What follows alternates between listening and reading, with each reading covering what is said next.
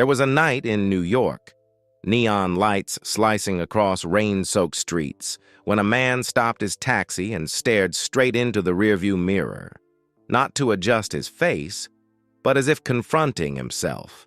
He asked, slowly, coldly, "You talking to me?" From that moment on, American cinema entered a different state. Robert De Niro did not build his career on glamour or declarations. He rose through extremity, extreme preparation, extreme control, taken so far that he was willing to break his own body, habits, and the boundaries of everyday life to recreate another human being on screen. He became a boxer destroying himself from the inside, a lonely man carrying a gun to clean up the city, a crime boss who understood the true cost of power, a thief living by iron discipline. But what unsettled audiences was never the plot. It was the feeling that they were no longer watching an actor perform, only behavior unfolding in real time. So the important question is not, how many iconic roles has Robert De Niro played? It is this: what within him made every role feel like a form of self-experimentation, one he was willing to pay for with his body, his mind, and even his personal relationships. Because behind the characters that reshaped film history, there has always existed a private man, ruthlessly disciplined, emotionally sealed, and relentlessly pushing himself beyond the limits of safety. And it is that journey, from a shy boy in New York to one of Hollywood's greatest acting icons, that is the real story beginning here. Robert De Niro was born in 1943 in New York, into a family where art was not a path to fame, but a way of life.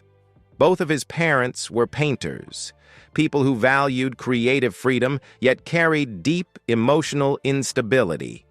Their marriage ended early, leaving De Niro with a childhood that did not collapse loudly, but fractured quietly from within.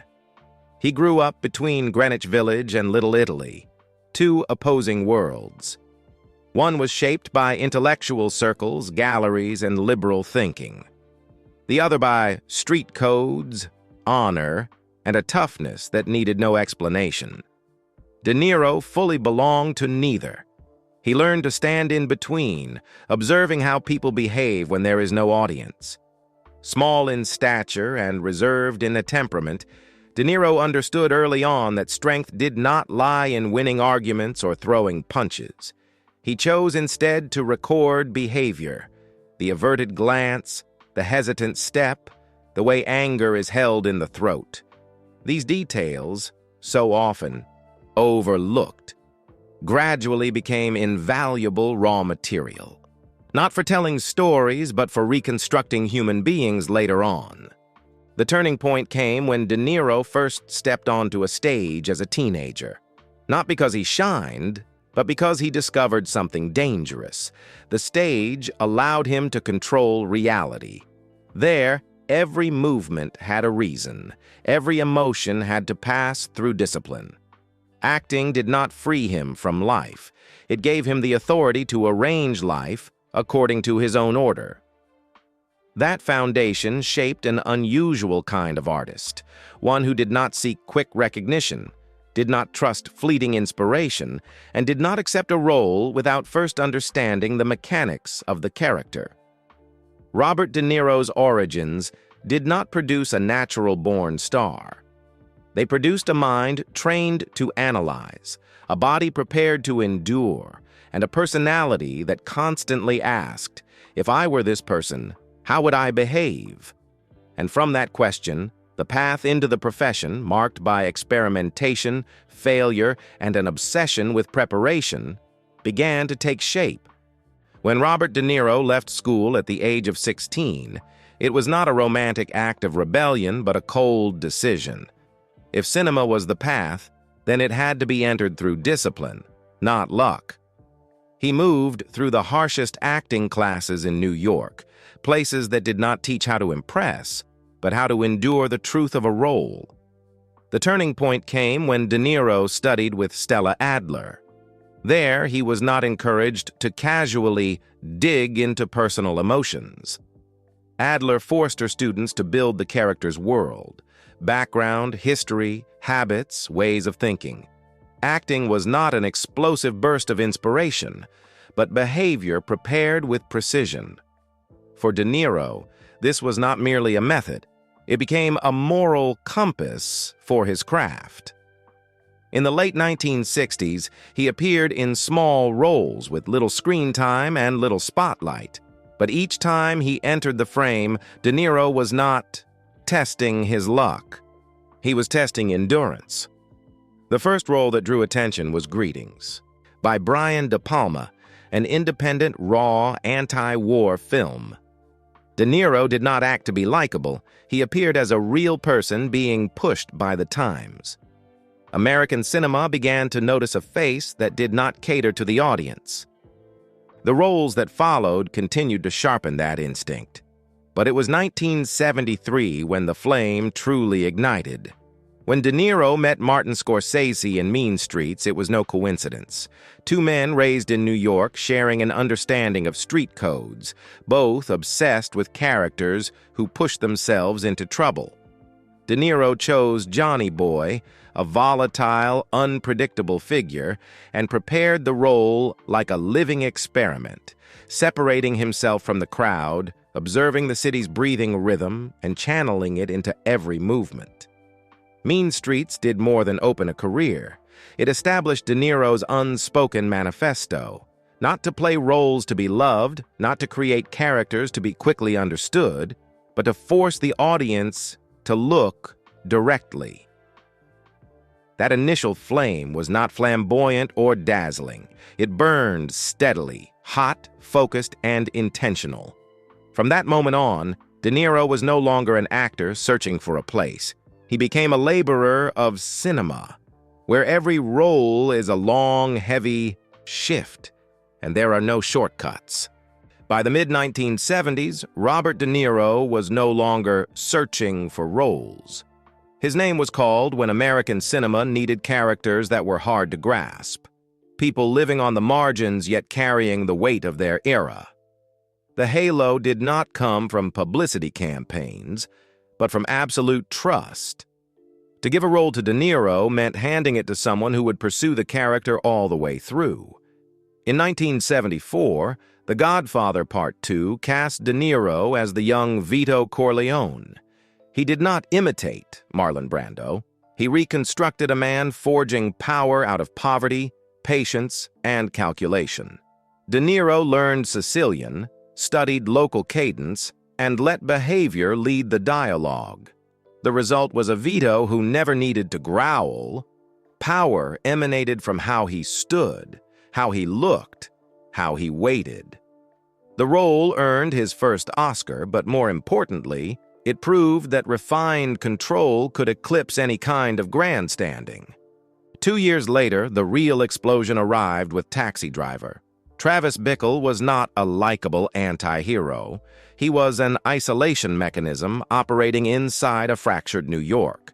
De Niro drove a taxi for weeks, logged the rhythms of the night, trained a Midwestern accent, studied psychological profiles, not to add color, but to be precise. Iconic moments, from the mirror monologue to the rigid gait, emerged as natural consequences of preparation, not acting tricks. American cinema realized then, some roles define an entire decade. Notably, De Niro did not celebrate the peak. He increased the load. In 1978, The Deer Hunter pushed body and nerves to the brink. And in the early 1980s, Raging Bull turned preparation into obsession.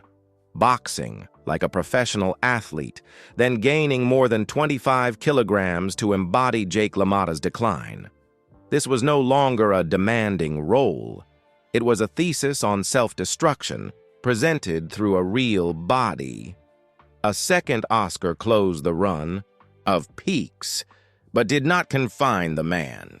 Robert De Niro's halo in this period did not come from where he appeared, but from how he appeared. Each character functioned as a closed behavioral system, consistent down to the smallest detail. When audiences believed they were watching a human being living, not an actor performing, that was when the peak was established.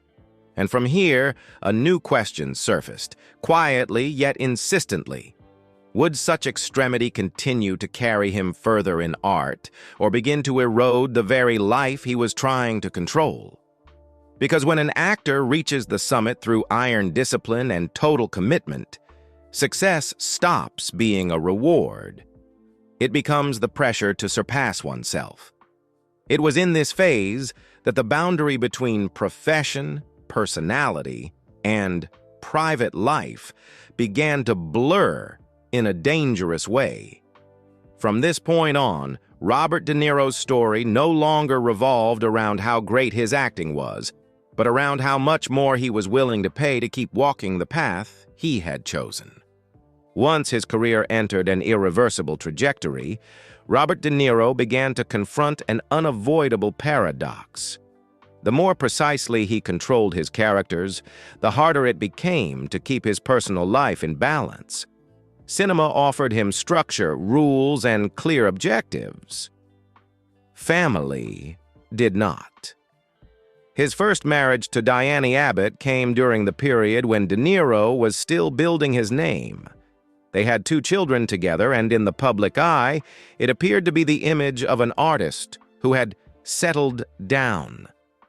But behind that image, the brutal work schedules, months of total immersion in role preparation, and the need to detach from everyday life in order to maintain focus gradually created a rift that could not be repaired.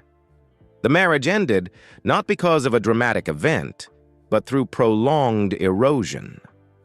Subsequent relationships, including his many-year marriage to Grace Hightower, revealed the same familiar pattern.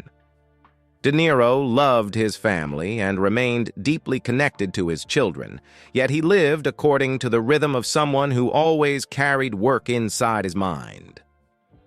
When the boundary between character and real self becomes too thin, being fully present in married life turns into a constant challenge. The breakup that followed did not erupt publicly, but it left behind long-lasting disputes, a sign that accumulated pressure had exceeded what either side could endure.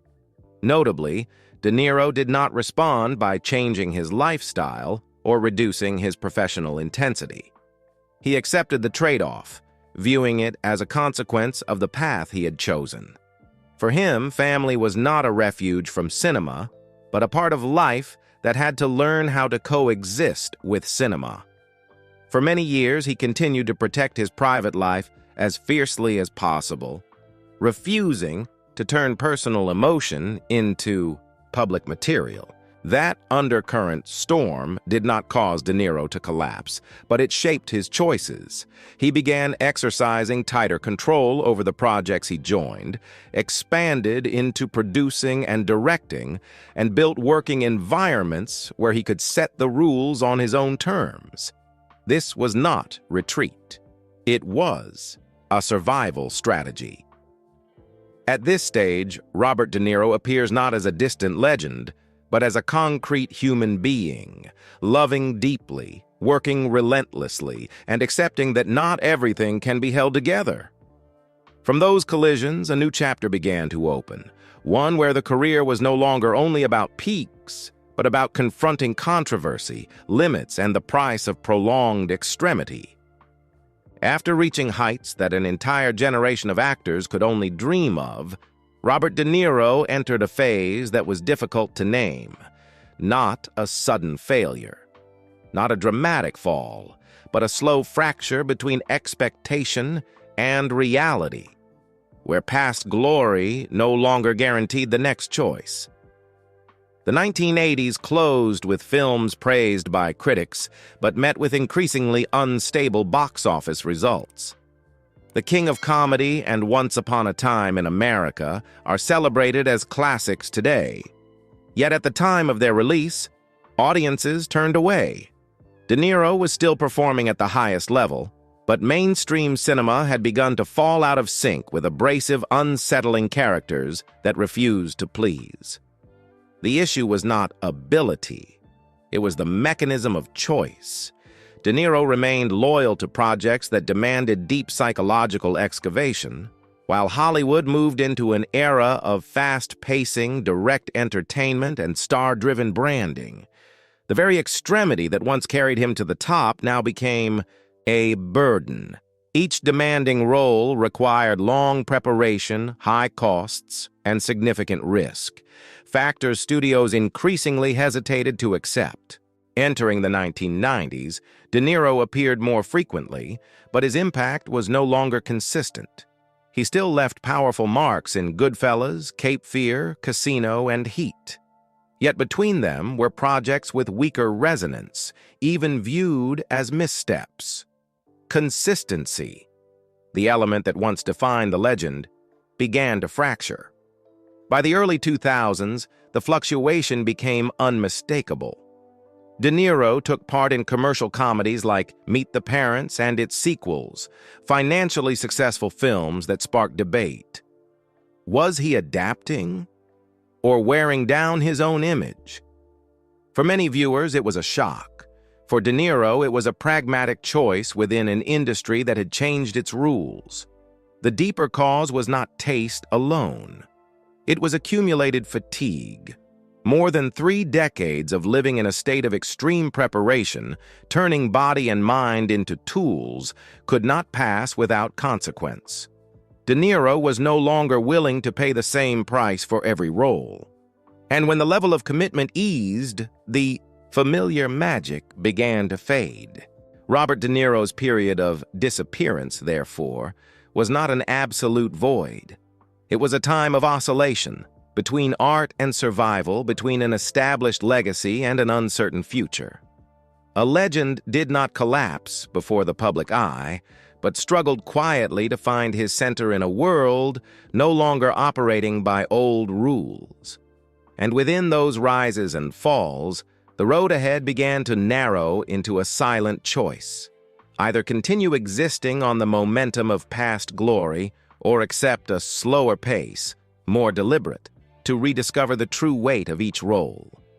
That shift did not occur in a single clear moment.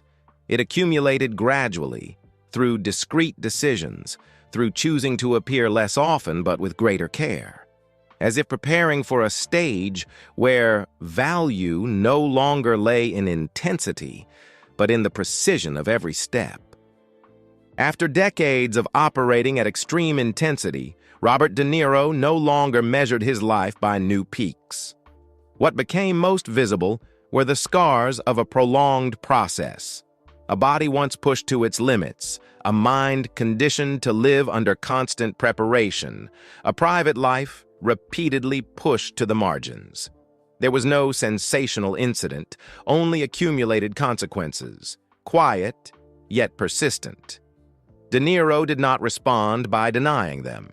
He adjusted. The pace of work slowed, the number of projects decreased, and the criteria for choosing roles shifted. The extremity that once served as a tool gave way to precision. Lighter roles, sometimes even comedic in tone, were not a retreat, but a redistribution of energy, a way to ensure that the craft no longer functioned as continuous erosion. Alongside his choices as an actor, he redirected his focus outward. Co-founding the Tribeca Film Festival after the events of 9/11 was not merely a cultural gesture, it was a form of outward-facing healing. Instead of continuing to test himself in front of the camera, De Niro created space for other voices to be heard, for the filmmaking community to regain footing and breath. Personal power was transformed into shared ground. In his private life, he remained reserved but less harsh with himself. He devoted more time to his children and to relationships that were quieter, less performative. The scars did not disappear. They were acknowledged. And that acknowledgement altered the presence he brought to the screen. Calmer, restrained, no longer needing to prove itself through intensity. Crucially, De Niro did not attempt to reinvent himself through slogans. Healing unfolded as a gradual cooling curve, where value lay in timely selection. When he no longer had to defeat himself, he began to appear differently, less often, but with greater weight, not driving a story through force, but holding its rhythm steady. And it is precisely that steadiness, unannounced, unshowy, that reveals a new state of the craft, experience settling into ballast so that each appearance becomes a necessary intervention rather than a proclaimed comeback. In that state, De Niro no longer appears out of habit or inertia.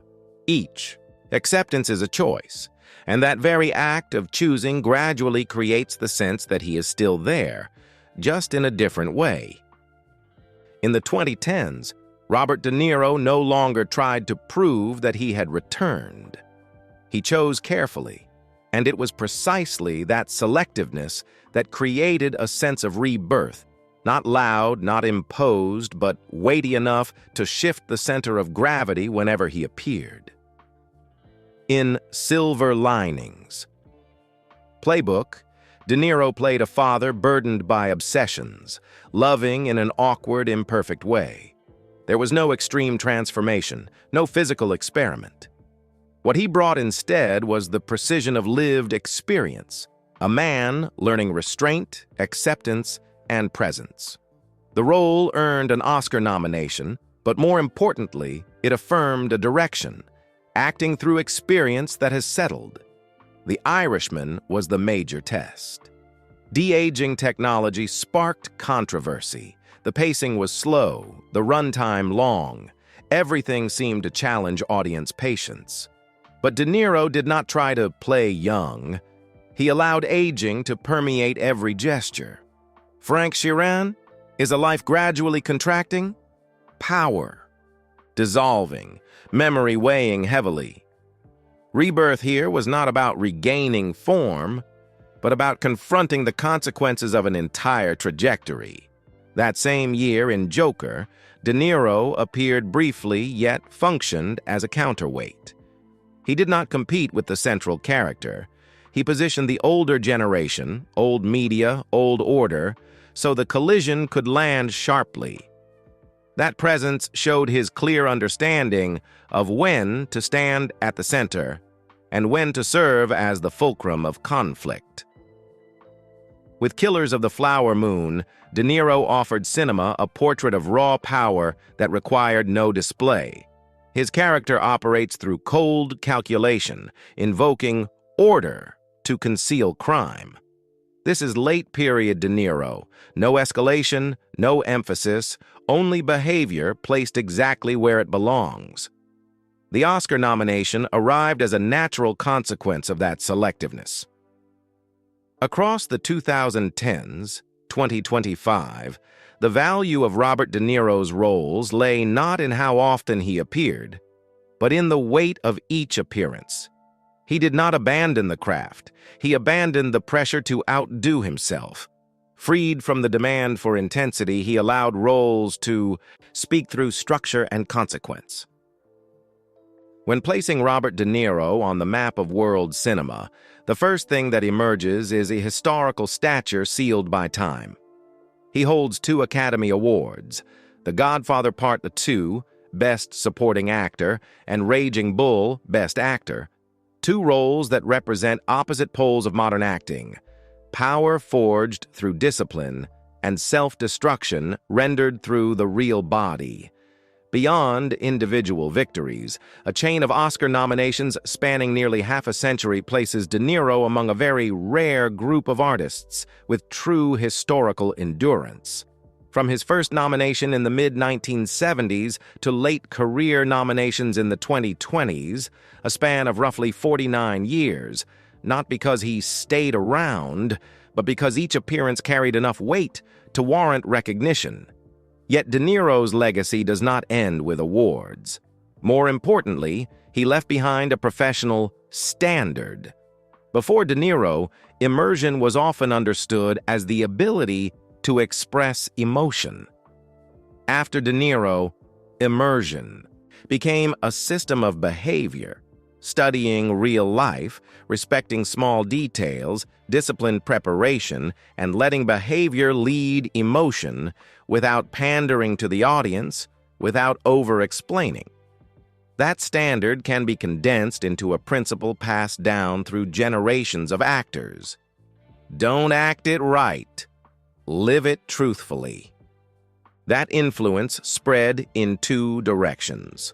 For actors, De Niro demonstrated that a character's truth does not lie in climactic dialogue, but in rhythm, posture, pauses, details that accumulate into belief. For directors, especially through his long collaboration with Martin Scorsese, he showed that absolute trust between the two sides can produce a cinematic language more durable than any trend.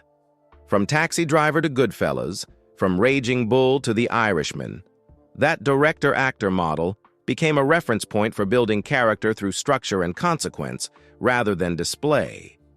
De Niro also forced Hollywood to confront an uncomfortable boundary.